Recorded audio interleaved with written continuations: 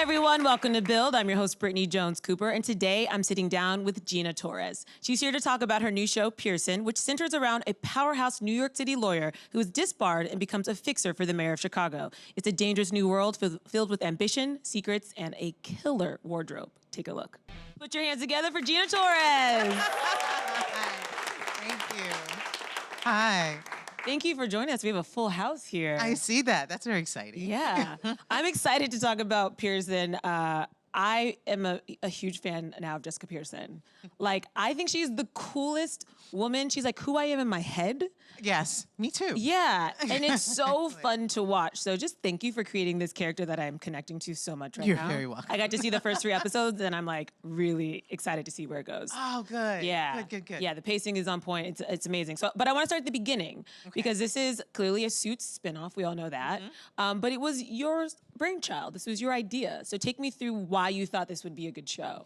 Well, I was on Suits for the better part of 7 seasons and loved the character, loved co-creating the character of Jessica Pearson. She is a force. I think anybody who watched the show couldn't help but be struck by her confidence, her ability to take action, to be unapologetic about the choices in her life, to get things done.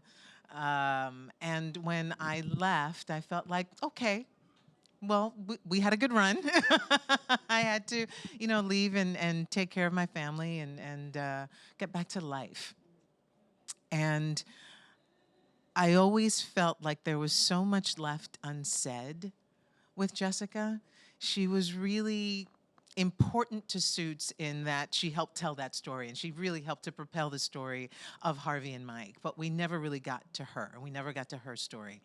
And so I'm sitting around being obsessed by the 2016 election, like most of us, and watching all the characters come out of that particular woodwork and seeing all the choices that they're making and how that sort of trickles down to all of us. I started thinking about who else has that very specific and very, I don't know, let's just call it a skill set. And how she would do, how Jessica Pearson would do in the world of politics, because she knows how to deal with challenges and challenging personalities. And she also knows how to manipulate and puppeteer and blur lines and ignore boundaries. And so what does a girl do when she finds herself in Chicago? She gets a job with the mayor. I read that it was Kellyanne Conway specifically that sort of sparked that interest. Alternative facts made my head pop off of my body, and I really had to rethink what we were doing. I had to really decide at that moment what Gina Torres wanted to do in terms of the stories that she wanted to put out there, the stories that were important, the voices that were important that maybe weren't being heard. And the best antidote to lies are truth. And I really wanted the truth of us, of all of us, to be seen and heard. And part of that was executive producing and creating a world inside of Pearson that was reflective of the world that I knew. So take me through being an executive producer and how that, how this experience has maybe just been different for you, or what you've kind of loved or learned in it. Right. What I love about it is I've been able to really nurture this baby because, like I said, it's my baby. It came out of my brain. Thankfully, there were people in positions of power who said, "Oh, we like that idea. Yeah, let's run with that. We miss Jessica. Let's see what she can do." So the writers, the producers were incredibly collaborative. They understood that this wasn't a vanity piece for me, that this was really a passion project for me, and that I wanted to do what was best for the show, what was best for the stories that we wanted to tell. And so having a seat at the table, having my opinions valued and many times have action involved in my decisions, was everything that I had hoped it would be. I mean, it's an incredible thing to be able to get this far in my career, to have something like this be the first thing that I get to do and be an executive producer on, to be involved in the storytelling, in breaking some stories and having ideas for characters and watching, you know, the casting process and participating in the casting process all along the way. Take me through that. We had Isabel Ariza here yesterday, Yeah. and she said that when she walked in to do for the casting meeting, that you were the first person to greet her, and you greeted her in Spanish, and that instantly she felt like, yes, this is the set I want to be on. This is the team I want to be a part of. So what does that mean for you to hear that? That you, like you said, this was your baby, and you were a part of every part of it, and that the cast that you brought on felt that same energy and that same safety. Yeah, well, I didn't speak Spanish to everybody that came through the door. That was very specific. I called everyone when they got the part. Like, I made it a point to call everyone and welcome them on to the cast. Isabel made me cry. Speaking to her, she'd flown back to Puerto Rico, and I'd gotten her number, and she wasn't expecting a call from me, and of course she didn't have my number, so it was like stranger danger, like, you know, who's this? And I said that it was me, and she just, it's like, I mean, you've met her. Her energy is just off the charts. It's so sweet. And I could feel her just stop in her tracks. And she just started talking, and she started talking in Spanish, and she started about what this meant to her and how important it was to her, and how she felt when she, and what I meant, specifically what I meant, and me being there meant to her. And it's rare that you're confronted with that kind of appreciation. I've been doing this a long time. There are a lot of characters that I've birthed that are out there, that are, you know, on your Netflix and on your Hulu and on at 3 o'clock in the morning. Sometimes I'm flipping and I hear a voice and I go, oh, that's me. And so to be confronted with an appreciation that is far beyond anything that I could have imagined when I started doing this 30 years ago is confirmation and affirmation that representation is important. Representation is everything. That people are watching, and you don't know how what you're doing in that moment reaches the person that's watching, where they are in their lives, how Jessica or any of the characters that I've done have impacted a decision, because she's fearless. And maybe they're thinking, you know what, I'm gonna go in there tomorrow and I'm gonna ask for that damn raise because I deserve it. And so to know that you're a part of that is a beautiful thing, and the responsibility of it is also inspiring. Like, I know that, okay, there's more to do, and I can do more. And now I'm in a position to hold the door open behind me and let the Isabels through, and let everybody else who has a dream understand that it's absolutely within their reach. I mean, representation is everything. If that's not something that's on the top of your list at this point in this industry, I feel like you're missing the mark. Yeah. You're an Afro-Latina, as is Jessica. So why was that important for you to write in her story and to give some background about who she is and have that on the screen? Because nobody asked me who she was. They just assumed, as many people do, well, Jessica Pearson's African-American, and that was it, and that's how they wrote it. And that was how my career unfolded. The notion of Afro-Latinidad is really quite new. For the most part, we've always been invisible. You are one or you are the other. And the Afro-Latina experience, the Afro-Latinx experience is specific. You know, it's culturally specific.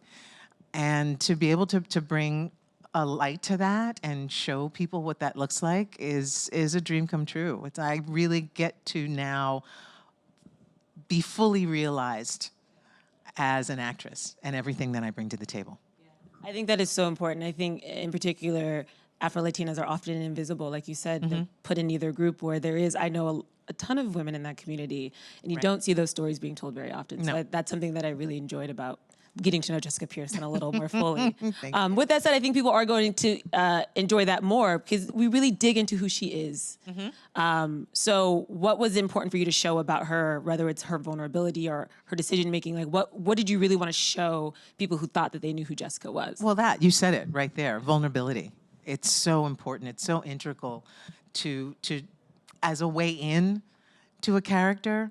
I mean, right now, she's just this superhero. She's just this badass woman that can do anything. And you know, she wields power like a flaming sword. And it's terribly entertaining, and it's fantastic, and it's aspirational, and we love it, and I love it. And she dresses beautifully. We're going to talk more about that. We'll get to that later. But a way into anyone is their heart, is what makes them tick. It's what makes them sad. It's what keeps them up at night and what brings them joy. And we never got to see the full scope of her character and her spirit on Suits. And so I'm so excited about this chapter in her life for so many reasons. She's in a part of in her life where she's decided to make changes. She's at a crossroads. She's still evolving, even for someone who got everything that she ever wanted. Now what? And that can happen at anybody's, at the point of anybody's life. It doesn't. You can be 25, it could be 35, it could be 50, and she's exploring herself, and she's rebirthing herself in a way that makes her vulnerable, that makes her even more fearless than before. You see her sort of jumping off a series of cliffs, but her wings are phenomenal, and you trust that she's going to get to the other side and she's going to take flight. How she gets there, we'll see. Yeah. Is that something you can relate to? I'm sure you can, being in this industry, like you said, for 30 years. Yeah. Were there moments in your career where you had to really leap off a cliff, or you had to really sort of regroup and figure out who you were going forward? Yeah, every day. Every single day. Yeah, it's a meditation in leaping off of cliffs, being an actor. You go in understanding that there are going to be hills and valleys and days that you're questioning whether you're doing the right thing or you're on the right path at all. And then you have these moments where it is flight at its best. It's everything that you dream of. It's everything that you hope for and everything that you work towards. I always say that the magic that happens between action and cut is that's the stuff you do for free. When you get into the moment and you're connecting with your fellow actor, and you know that you are mirroring the best of ourselves, of our humanity. That's the good stuff. That's the juicy bit. That's the hit that you're going for every day. And then the rest of it is the chase. You're chasing that. It's very rare that you get to look up after looking forward and ahead for so long, and looking behind you, which is kind of where I am right now, where you go, oh, that's how I got here. That's the passion that drives you, and it's staying in touch with that passion, staying in touch with what keeps it new that you want to keep for yourself. Yeah. I feel like I've always seen you working. But has that been the case? Have you had moments where you felt like I'm not getting the roles I want, or they're not coming to me? Because I feel like I've seen you working so consistently, right. but I'm sure that maybe that's not the reality. I don't know. I have worked consistently. Yes, I can say that for the most part, I've worked very consistently, and incredibly blessed to be able to say that. I think what happens is, certainly as actors, the examples of success that you're given when you're young and you're oh, I want to be that, are so out of, they're so extreme, right? They're just so extreme. It's like, if you don't have a Tom Cruise career, then you're a failure. And only Tom Cruise gets to have a Tom Cruise career. And it's very rare that happens. And so you really have to define what success is for you, for your life, and you redefine it along the way. And you get to a place where you're just like, you know what? I'm getting to do what I love to do. I'm getting to act. With this little girl from the Bronx who didn't know anybody in the business, managed the impossible. and that's good enough. And so I got to the point where, you know, that was absolutely good enough. I didn't have to be on the side of a building. I didn't have to get $50 million. That's not what success is. Success is being happy in your chosen field. Success is being healthy, to be able to enjoy that. Success is having a beautiful, healthy daughter that I can look in the eye and make a meal for. And success is sitting here and talking about a show that popped out of my head and someone else said, good job. I also want to say that your face is all over buildings, at least in New York. I have seen these Pearson billboards and signs all over, so you got that part. Well, thank you. Just Well, 30 years, yeah. You know, that's But you did 30 it. years. I did it. I did it when I wasn't looking to. Right. And that's what makes this sweeter. I had really put that away and put it aside. And I think that's really important. It's just like, you know, I can't chase that, because if I'm constantly chasing that, then that's not happiness. Happiness is being where you are and appreciating where you are right now. And so that's so many cherries on the Sunday, I can't even tell you. And not only like do you have the billboards, but you're dressed so impeccably. Can we talk just a little bit about Jessica's wardrobe? Because I was dying. I'm tall like you, and just like the proportions and everything is just so perfect. Yes. So how fun is it just to get dressed every day? It's just a tremendous responsibility being Jessica Pearson. She's so awesome. Oh my God, impeccable is the word. It's absolutely the word. Yes, you know, it's a little daunting when you just want to go to the supermarket and people are like, "Are you just not today? Not today? No, not today." It is great fun. It is part and parcel what makes the woman, you know, who she is when you're that character. And of course it's fun. And it's also work. It's hard work. I mean, my fittings per episode are about an hour and a half, sometimes 2 hours. There's a lot of tailoring that goes into that impeccable silhouette. There's a lot of shopping. The wardrobe designer, Jolie Andrietta, is a genius. She calls me her show pony. She loves how I wear it all. Everybody understands that all the outfits need to be seen completely at a 360. And there are many a time I had to train the directors on suits. You know, I'd come in and they'd want to block it a certain way, and I'd say, no, I can't, because I can't sit behind the desk, because it's a good dress. I'm gonna sit on the desk. Yeah, you want to see the dress, and I did. Yeah, I was known for the perch. Just the perch on the. Oh, I saw the perch. Perfected the perch. I saw the perch in Pearson. She was wearing this skirt with this sleeveless, and I was like, you perch. Yeah. You look great. It's important. It's fantastic. Yeah, a lot of this stuff is way so tight that I can't really sit anyway, but that's okay. That's our little secret. I love that. And I have to say, too, you look fantastic. This is like, for me, what is your fitness regimen? Like, how much effort do you put into that? Because obviously it's something that's very important to you. It is important to me, and it's important to me because it's always been important to me to feel strong. Like, I don't think a lot of people understand how grueling this business can be. And I started off doing a lot of action, and a lot of my own stunts. And so I needed to be in shape, and I needed to have a routine, and I needed to commit to that routine. And luckily, I have. I'm a little masochistic, so I do it to myself. But I jump rope, I go on a trampoline, I swim. It's a whole lot of fun. Just a whole lot of fun. And also, I try to keep it simple so that I can do it wherever I am. I don't have to be tied to a gym. I don't have to, feel like I have to have a specific equipment to get it done. I do a lot of traveling, so whatever I can knock out on my hotel room floor in 20 to 30 minutes, which is a lot, which you can do, you do it. I need to be more inspired.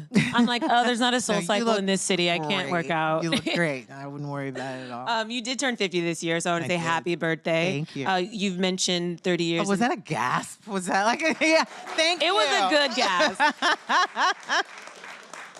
So you're 50, you mentioned the 30 years in the industry. You mentioned all the action roles you've done. I know you got your start in theater. You're doing Pearson now, who's this just amazing dynamic character. When you look forward, is there something that you're really looking forward to biting into, whether it's a role or a position behind the camera? Kind of what are you looking forward to? Producing more. Yeah. I've always been interested in producing. I've always been fascinated with storytelling. Really, I mean, that's my passion, is storytelling and telling a story in such a way that it reaches the most amount of people, that is understood by, you know, the most amount of minds, regardless of where you come from.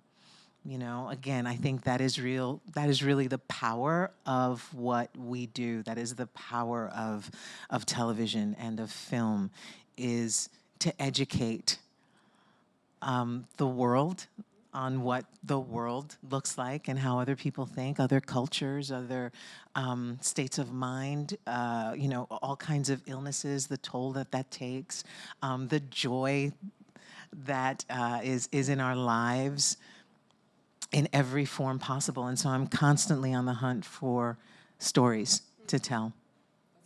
Yeah. I look forward to that. Thank you. I have a feeling they'll be really good projects. We do have 3 questions. Who has the first one? Hello. Hi. Hey, so you've been in several movies and several shows over the years, and you became successful from them. What has been the hardest obstacle you faced during your career so far? That's a good question.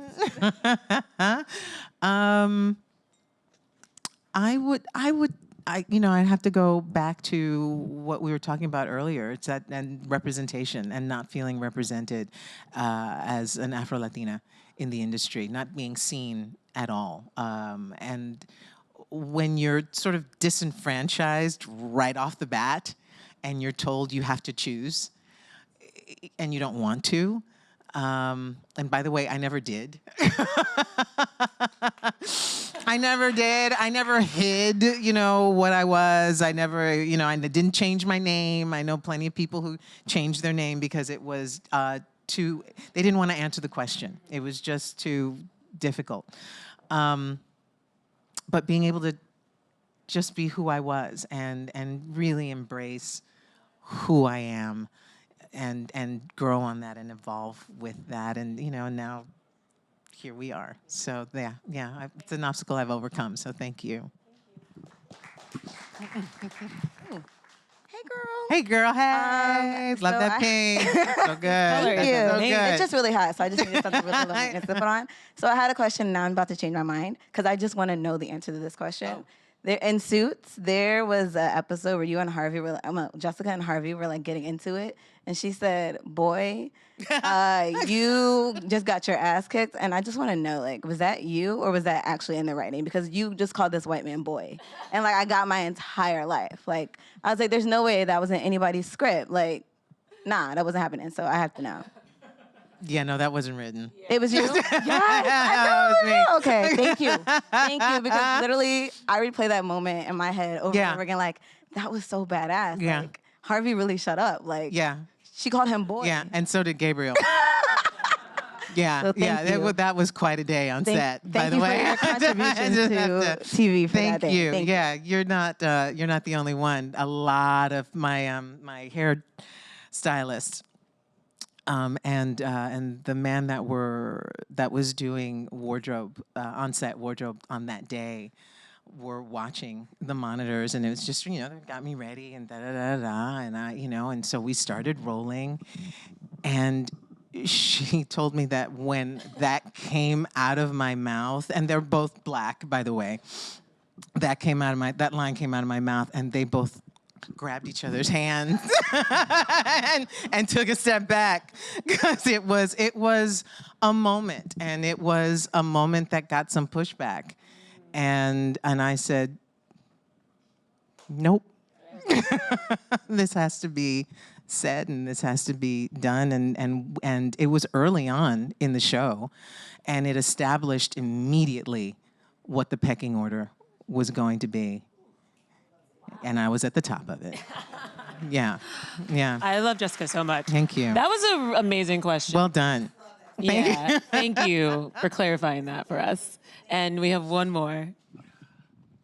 Hi, Gina. Hi. Congratulations on Pearson. Thank you. Anna Espinosa in Alias is one of my favorite characters.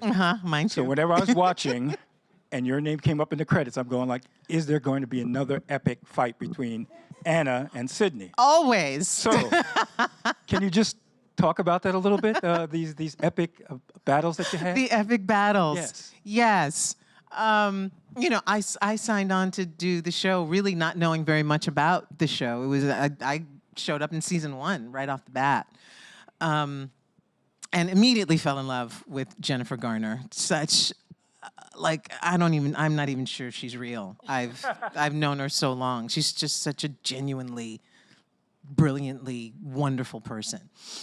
And as you can imagine, I mean, hours. It takes hours to shoot these fight sequences, and they usually do them at night, at the end of the day, so that you get all the dialogue out of the way. Because nobody wants to speak when you're done, you know, fighting for hours and hours.